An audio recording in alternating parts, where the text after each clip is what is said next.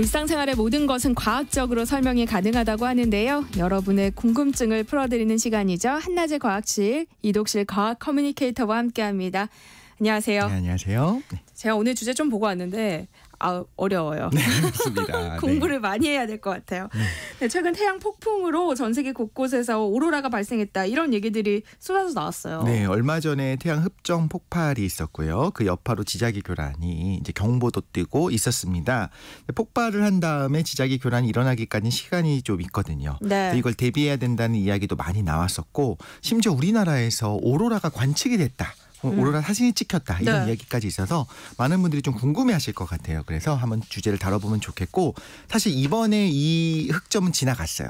이 일을 일으켰던 흑점 3664는 이미 태양 뒤편으로 갔는데 그래도 앞으로 또 반복될 거거든요. 네. 그래서 어떤 위험성이 있는지 앞으로 어떻게 될 것인지 이런 걸 좀 알아보면 좋을 것 같습니다. 일단 이게 뭔지부터 알아야죠. 네. 태양 흑점 폭발 뭔가요? 네, 태양 표면에서 폭발이 일어나게 되는 건데요. 태양이 우리 눈으로 볼 때, 물론 보시면 안 됩니다. 네, 눈으로 볼 때 구형을 유지한 채로 굉장히 정적으로 보이잖아요. 갑자기 밝기가 밝아졌다 어두워졌다 이렇지는 않잖아요. 그게 정적으로 보이는 거기는 하는데 사실 항상 별로서의 태양은 그렇기는 해요. 거시적으로 볼 땐 그렇지만 미시적으로 우리가 잘 들여다보게 되면 그 표면도 한번 관측을 해보고 내부를 한번 살펴보게 되면 태양 내부의 에너지들이 굉장히 엉켜 있습니다. 말하자면 좀 실타래 같이 엉켜 있는 상황이 되는데 그 과정에서 엉킨 게 풀리면서 작은 폭발들이 좀 일어나게 돼요. 네. 그래서 태양 자체가 뻥 하고 터진다는 건 아니고 태양 표면에서 무언가 이제 크고 작은 폭발들이 푹 솟구치는 것들이 보이거든요. 그런데 이렇게 폭발이 일어날 때 에너지뿐만 아니라 입자들이 막 쏟아져 나와요. 그게 이제 지구까지 도달을 하게 되면 문제가 생길 수가 있습니다. 어디서 폭발이 일어나냐면 태양에 보면은 흑점들이 좀 있어요. 실제로 보면 안 되지만 네. 관측을 할 수 있는 어떤 그런 색안경 같은 것도 있기는 합니다. 이제 태양 표면에 어두운 점도 흑점이 있는데 주로 그 근처에서 폭발이 일어나게 됩니다. 그럼 흑점이 왜 우리 얼굴에 있는 이런 점처럼 태양 표면에 까만 점이 있는 거예요? 맞습니다. 실제로 보면 까맣게 보여요. 그런데 에너지가 불안정하기 때문에 까맣게 보이는 건데요. 실제로 아예 어두운 점인 건 아니고요. 상대적으로 다른 부분보다 표면에서 다른 네. 부분보다 밝기가 좀 어두운 건데 태양의 표면 온도가 섭씨 6,000도 정도 됩니다. 굉장히 뜨거운데 흑점은 4,000도 정도예요. 온도가 약간 낮아요.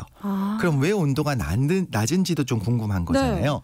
근데 일단 기본적으로 말씀을 드리자면 흑점이 무작위로 막 생겼다가 갑자기 없어졌다 하는 건 아니고요. 흑점의 수가 11년을 주기로 늘어났다가 줄어들었다 이렇게 반복되고 있는 상황입니다. 그 이유는 현재 태양이 11년 주기로 자기장의 남북극이 역전되기 때문에 그런 거고, 일단 흑점이 왜 생기느냐, 왜 온도가 낮냐, 네. 그래서 이제 밝기가 낮냐, 태양 내부에서의 대류들이 있게 되는데 그 부분이 좀 불안정해지게 되면 그쪽으로 흑점이 있는 그 표면 쪽으로는 열 에너지가 공급이 잘 안 되는 거예요. 정확히 말하면 열 에너지는 아니고 복사가 제대로 공급이 되지 않게 되는 건데 네. 비유를 좀 한번 해보면 흥미로울 것 같아요. 물을 데울 때 우리가 아래에서 물을 데우게 되잖아요. 그러면 뜨거운 물이 위로 올라가고 옆으로 내려가면서 이렇게 좀 예쁘게 그냥 모양 자체가 예쁘게 분수처럼 이렇게 순환을 하게 되는데 만약에 이게 들쭉날쭉하다고 생각해보면 바로 여기서 위로 올라가는 대류가 있고 바로 옆에서 내려가는 게 있고 이렇게 부딪히게 되고 교차하게 되면 뭔가 상황이 어그러지잖아요. 네. 흑점 수가 늘어났다라는 것도 마찬가지인데 흑점이 늘어났다는 거는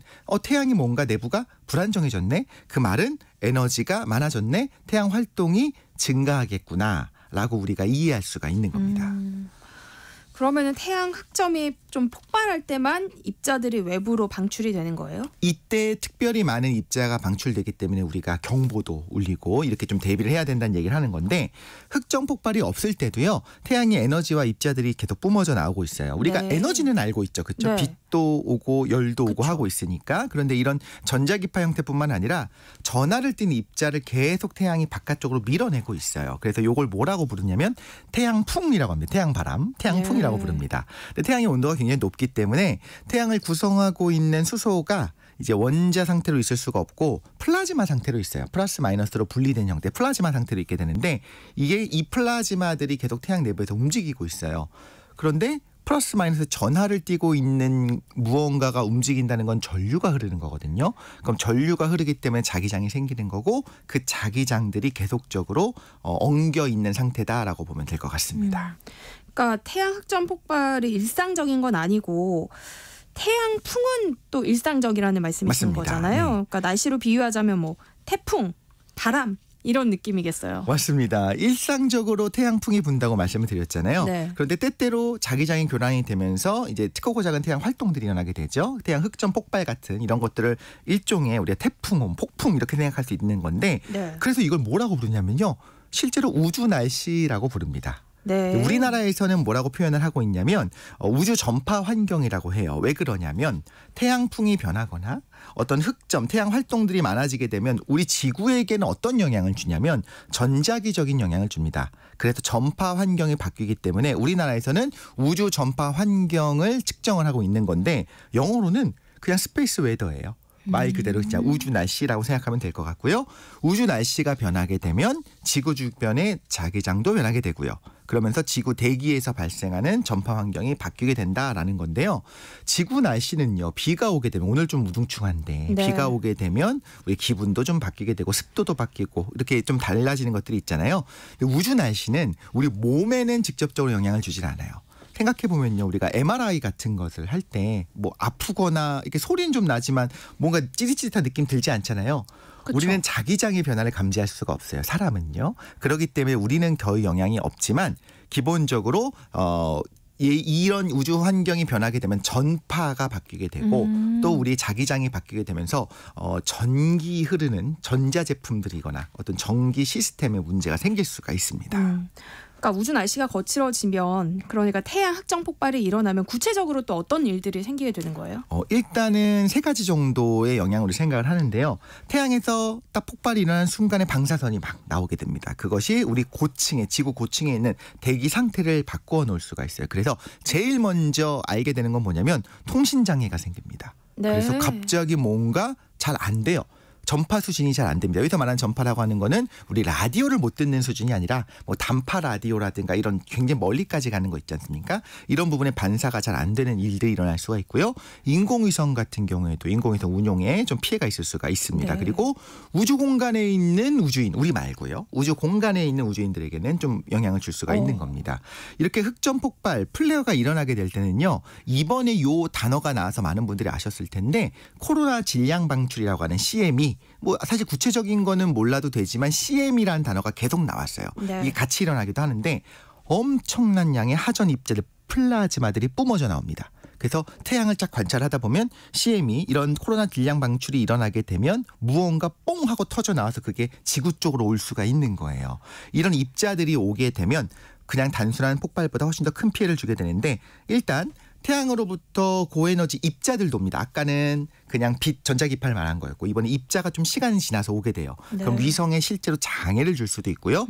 지구 자기장을 교란하는 이 지자기 폭풍이 일어날 수가 있습니다. 이번에 이 지자기 폭풍 얘기도 되게 많이 나왔었잖아요. 네. 결국엔 이 CME 때문에 나타나는 입자들로 인해서 지자기 폭풍 현상이 발생하게 될 때 이게 이제 핵심적인데요. 지구의 자기장이 갑자기 변해요. 그러면 자기장의 변화는 항상 전기를 유도하거든요. 그래서 전자기기에 영향을 줄 수가 있습니다. 만약에 정말 강한 폭발이 일어났다. 그래서 지자기가 엄청나게 강하게 변해서 지자기 폭풍이 심하게 일어났다라고 한다면 갑자기 정밀 전자기기 회로들이 탈 가능성도 있어요. 흔하진 않아요. 근데 갑자기 타버리는 겁니다. 마치 EMP처럼. 근데 보통은 그거보다는 커다란 일들이 벌어지게 되는데 정전 사태가 일어날 수가 있습니다. 정밀 전자기기에 영향을 줄 수 있는 건 굉장히 커다란 폭발일 때고 그게 아니어도 생각해보면 우리 송전탑이요. 굉장히 길잖아요. 그럼 이게 안테나 역할을 하는 거예요. 그래서 변전소에서 그 전압을 바꾸는 부분이 터져버린다든가 실제로 그런 부분에서 선로가 끊어진다든가 해서 대규모 정전 사태가 실제 발생한 적도 있고 발생할 수가 있습니다. 그래서 이번에도 대비해야 된다 이런 이야기들이 계속 나왔었던 거고요. 이번에는 다행히 커다란 피해는 없었어요. 그런데 계속 반복될 겁니다. 그래서 우리가 좀 알아둘 필요는 있을 것 같습니다. 그러니까 SF 영화에서나 나올 법한 상황이라고 생각을 했었는데 현실에서도 또 일어날 수 있다는 말씀이시잖아요. 맞습니다. 그럼 태양에도 자기장이 있어요? 네, 지구가 자기장이 말하자면 하나가 있죠. 지자기가 있죠. 막대 자석처럼 두 개의 극을 가지고 있어서 북극이 이제 S극, 남극이 N극이니까 자석은 북극을 N극이 북극을 가리키는 겁니다.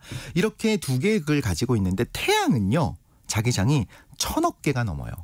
그러니까 엄청나게 많은 네. 자기장들이 실타래처럼 꼬여 있는 상황인 겁니다. 그렇기 때문에 요 꼬인 것이 심해지게 되면 자기장이 갑자기 붕괴할 수가 있거든요. 그러면서 그 에너지가 폭발적으로 방출되는 거고 그 부분이 자기장이 잘 꼬여 있어가지고 에너지가 잘 공급이 되지 않는 부분이 흑점이었던 거예요. 그 네. 흑점이 폭발이 잘 일어난다는 거고요.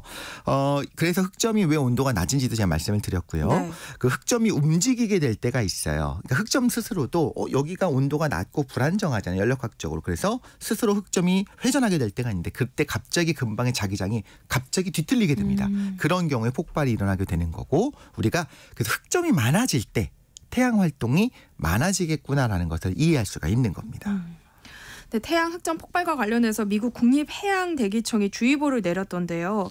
이런 상황을 어떻게 미리 알고 경보를 발령할 수 있는 거예요? 네, 일단 3가지 정도의 영향을 준다고 했잖아요. 네. 첫 번째가 전파 환경의 영향인데요. 이건 우리가 관측을 하면 됩니다. 그래서 태양에서 출발해서 지구로 도착하는 이런 에너지와 입자들이 여러 개가 있는데 일단 첫 번째로 발생하는 그 전자기파는 사실 우리가 미리 알 수는 없어요. 근데 흑점이 많아지면 언제든지 발생할 수 있다라고 좀 주의하는 상황인 거예요. 네. 근데 관측이 됐습니다. 무언가 전자기파가 뿜어져 나오는 걸 눈으로 봤어요. 그러니까 물론 우리 눈으로 보는 건 아니지만 위성이 관측을 합니다만 관측을 했으면 일단 전자기파 전파의 교란은 막을 수가 없지만 이제 시간이 지나면 두 번째 세 번째 웨이브가 올 걸 알고 있는 거예요. 이제 고에너지 입자가 한 최소한 수시간 후에 도착을 할 것이고 조금 더 시간이 지나면 한 18시간에서 심지어 며칠까지 지나게 되면 CME 때문에 만들어졌던 커다란 어떤 플라즈마 입자들이 또 도착해서 지자기 폭풍이 예를 들면 최소한 12시간에서 하루 이틀 이내에 있겠구나. 그럼 기다리고 있는 겁니다. 네. 근데 방향도 봐야 돼요. 태양에서 흑점 폭발을 일으키면서 나온 그 에너지들이 네. 당연히 전방위로 퍼져나가는 것이 아니라 태양 표면의 한 부분에서 뽕 하고 터지거든요. 그럼 하필이면 그 에너지 입자들이 오고 있는데 지구가 직격을 맞게 되면 엄청난 피해가 있을 가능성이 높아지는 거고요. 싹 스쳐 지나가거나 아니면 저쪽으로 그냥 가버리게 되면 지구한테 피해가 없는 거거든요.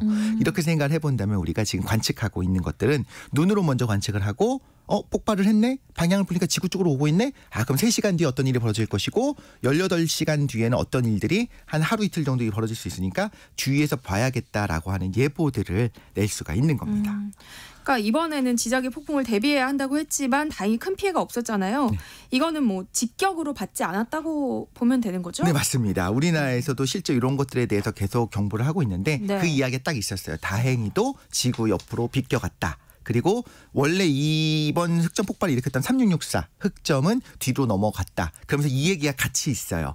하지만 여전히 3664를 제외한 다른 흑점들이 여전히 많기 때문에 언제든지 또다시 이런 일들은 벌어질 수 있기 때문에 주의가 필요하다라는 이야기들을 이제 우리가 이해할 수가 있게 됐습니다. 그러면 언제든지 네. 직격으로 올 수 있다는 맞습니다. 거잖아요. 가능성이 네. 있다는 거잖아요. 맞습니다. 예전에도 분명히 그랬던 적이 있을 것 같거든요. 맞습니다. 근데 과거에 뭐 태양 흑점 폭발로 인해서 큰 피해가 발생했던 적이 있어요? 정말 옛날에는 네. 계속 있었겠지만 몰랐을 거예요. 다시 말씀드리지만 우리는 사실 거의 영향 거의 받지 않습니다. 네. 거의 지구 자기장이 싹 사라지는 수준으로 어마어마한 정말 역대급 폭발이 아니면 그렇게 영향받지는 않는데 1859년입니다. 캐링턴 사건이라고 하는 이 사건이 굉장히 유명한데 1859년이면 전자기기는 없을 때고 전기기기는 좀 있을 때예요. 뭐만 네. 있었냐면 전신 시스템이 있었습니다. 전보를 보내는 전신 시스템이 있었거든요. 이때 영국의 천문학자 리처드 캐링턴이 관찰을 합니다. 태양에서 뭔가 폭발이 일어났어. 그런데 그 폭발로 인한 고에너지 입자가 18시간이 지난 다음에 지구에 도착을 해서 직격을 하게 됩니다. 네. 그래서 지구 자기장을 뒤흔드는 강력한 지자기 폭풍이 발생을 했는데 이때 전기기기에 영향을 준다고 했잖아요. 전신 시스템이요. 굉장히 그 선들을 쫙 펼쳐놔야 되잖아요. 당연히. 그러니까 이게 안테나 역할을 하면서 여기 유도 전류가 흐른 겁니다. 네. 그래서 당시에 유럽과 북미에 있었던 모든 전신 시스템이 다 마비가 일단 첫 번째 되게 되고요. 네. 여기 전기가 확 흐르는 거잖아요. 네. 그래서 전보 용지에 갑자기 불이 붙어버리는 겁니다. 그러면서 전신 사무소에 화재가 발생하게 됐고 그때 있었던 전신 기사들이 갑자기 감전을 일으켜서 심지어 쓰러지기도 하는 갑자기 전기가 흐르게 되니까 이런 일들이 벌어졌는데요. 당시 오로라가 굉장히 강해지게 됐습니다. 그래서 미국의 남쪽인 카리브해에서 그리고 쿠바에서까지 오로라가 관측이 됐다. 이런 기록들도 있고요. 미국의 로키 산맥이 있지 않습니까? 거기 금광이 있었는데 여기 이 산맥 위쪽에서 오로라가 너무 강해서 거의 해가 뜨는 것처럼 느낀 거예요. 그래서 광부들이 이제 아침이 됐네. 그래서 아침 식사 준비를 좀 해야 되나? 이런 일화가 있을 정도로 굉장히 강한 오로라가 전체적으로 나타나기도 했었다는 겁니다. 이 전신 시스템이 왜 문제가 됐느냐? 그 전선 때문에 그때 말씀드렸잖아요. 1989년입니다. 그러니까 1989년이 되면 얼마 안 된 거죠. 네. 이때 지자기 폭풍도 일어나게 되는데 이때는 캐나다 퀘벡에서 실제로 9시간 동안 정전이 일어나기도 했었거든요. 그런데 그때는 그랬어요. 듣고 나면 그냥 그 정도구나 싶은데 지금 캐링턴 사건이 당시랑 비슷한 그 지자기 폭풍이 분다면 어떤 일이 벌어질지 우리가 한번 생각해보는 거는 좋을 것 같아요. 네. 엄청난 피해가 있을 수밖에 없는데 전력망이 끊어지고 손상이 되는데 이걸 한두 개가 전압을 바꿔주는 변전소 한두 군데가 폐쇄되면요. 얼른 예비 부품 갖다가 꽂으면 됩니다. 금방 복구가 돼요. 그런데 국가 전체의 어떤 변압기가 다 터져 나가더라. 그래서 전력망이 끊어진다. 이거 복구한 데는 몇 시간에서 최소 며칠이 걸릴 수가 있는 거예요. 네. 근데 그건 정전이 그냥 일어나는구나. 그런데 혹석이라면 혹한기에 이런 일들이 일어난다고 한다면 실제로 인명피해까지도 갈 수가 그러네요. 있겠죠. 전력이 끊긴 상태에서 온도가 40도씩 오르는데 며칠 어떻게 버팁니까? 그렇기 때문에 이런 피해가 천문학적인 피해가 있을 수도 있다라는 거고요. 당연하게도 전기가 끊기면 수도 공급이 안 되는 겁니다. 그렇죠? 펌프로 밀어주는데 그게 안 되기 때문인 거잖아요. 네. 냉장고에 있는 음식들은 다 상해버리겠죠. 전화는 당연히 휴대전화 당연히 안 되겠죠. 이걸 다 대비하고 있고 우리가 알고 있습니다. 그래서 강력한 지자기 폭풍이 올 거다라는 걸 관측을 하고 경보를 내리면요.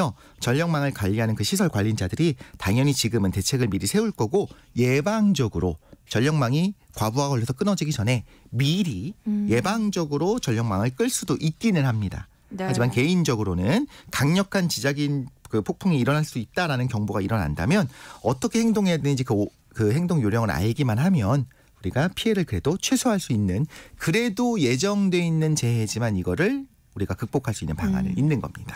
그러면 1859년과 이 1989년 이때는 이게 태양 흑점 폭발로 인한 것이다라는 걸 맞습니다. 알았어요? 그럼요. 미리 알고 있었는데 일단 캐링턴 사건이 1859년에는 네. 그때 가장 크게 우리가 관측이 되고 이런 영향을 줄 수 있구나라는 걸 이때 안 거예요. 이 이전에 전기기구가 없으니까 그다지 달라질 게 몰랐다고요? 없었던 거죠. 그리고 그 이후에는 알고 있었지만 그럼에도 불구하고 실제 전력망이 끊어져서 9시간 동안 정전 이건 굉장히 쉬운 일이 아니거든요. 그쵸. 그리고 이런 일련의 사건들을 통해서 우리가 이미 알고 있는 겁니다. 앞으로 조심해야 되는구나. 그리고 이건 전 세계적인 사건이기 때문에 더 조심해야 되는구나 걸 알고 있는 겁니다. 그 캐링턴 사건 때도 오로라가 강하게 발생했잖아요. 네. 근데 사실 오로라가 예뻐서 문제가 될 수 있다라는 생각은 해본 적이 없었거든요. 맞습니다. 네, 네. 이번에는 우리나라에서도 이렇게 오로라가 찍혔다고 하잖아요. 네. 오로라는 왜 생기는 거예요? 오로라는 태양에서 대전 입자들, 플라즈마 입자들이 날아온다고 했잖아요. 네. 이런 플라즈마들이 지구 근처에 이제 오게 되면 대부분 옆으로 그냥 피해 나갑니다. 우리 지자기가 막아주고 있기 때문에. 그런데 일부는요, 지구 대기에 있는 공기 분자랑 충돌하면서 자기 에너지를 잃어버리겠죠. 네. 그런 과정에서 빛을 내는 겁니다. 보통 고위도 지방에서만 나타나는 이유는 대전 입자들이 지구 자기장에 의해서 보통은 밀려나거나 아니면 온다고 하더라도 북극 남극 쪽으로 빨려 들어가는 거예요. 그렇게 가다가 저 대기 상층부에서 고기 분자랑 충돌하면서 거기서 빛이 나는 건데 이번 사건 같이 이런 지자기 폭풍이 발생하게 될 때는 일단 자기장이 교란이 일어나기도 하고요. 네. 또 하나는 일단 대전 입자 자체가 엄청나게 많아집니다. 그럼 윗부분에서만 이렇게 오로라가 발생하는 것이 아니라 대전 입자가 많으니까 저위도 지방까지도 우리가 관측이 가능한 형태가 되는 거고요. 그래서 사실 눈으로 보긴 쉽지는 않았을 거예요. 근데 우리나라에서도 사진을 찍었을 때 그런 예쁜 색깔들이 좀 나타났다 볼 수 있습니다.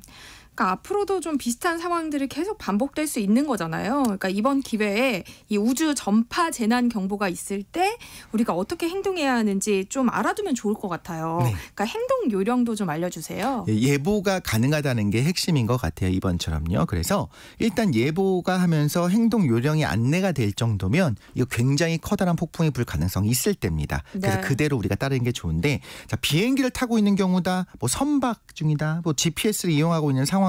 위성통신기기를 쓸 때 이거 다 끊어지거나 문제가 생길 수가 있어요. 네. 그런데 이미 다 안내를 해줄 겁니다. 훈련을 다 받아놨어요. 네. 비행기를 직접 조종하고 있는 분이 이런 일들을 모르지는 않거든요. 그리고 드론, 특별히 드론 좀 중요한데 드론의 경우에는 GPS의 교란이 일어나게 되면 갑자기 뚝 떨어질 수도 있어요. 통신 불량이 나타날 수가 있습니다. 네. 드론 조종하는 분들은 이미 교육을 이수하면서 지자기를 다 관측을 하고 있거든요. 이런 상황에선 드론 자체를 아예 띄우지 않는 것이 좋다라는 것도 이미 알고 있을 거라고 생각을 네. 해요.